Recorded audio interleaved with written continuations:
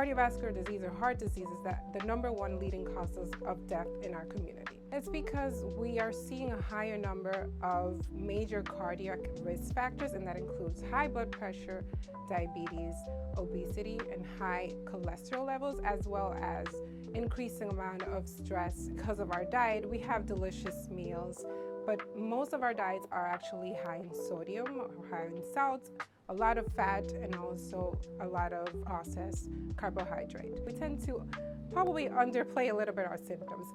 The typical cardiac symptoms are, and that's for every population, it's usually chest pain or chest discomfort, the pain that goes to the arm and to the jaw. We could have also nausea, lightheadedness. We could also have a little bit of shortness of breath. If we're talking about enlarged heart, we could also have a little bit of swelling in the legs, and also if we're talking about stroke, that's also part of cardiovascular disease. We could also have some numbness and some weakness in the upper extremities, lower extremities, and even slurred speech.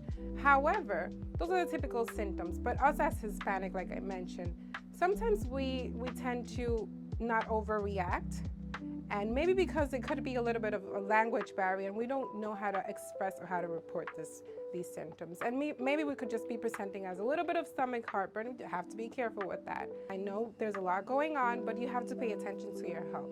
Here's what you could do to make a difference. Select more healthy choices in your meal, maybe modify a little bit of our traditional recipes.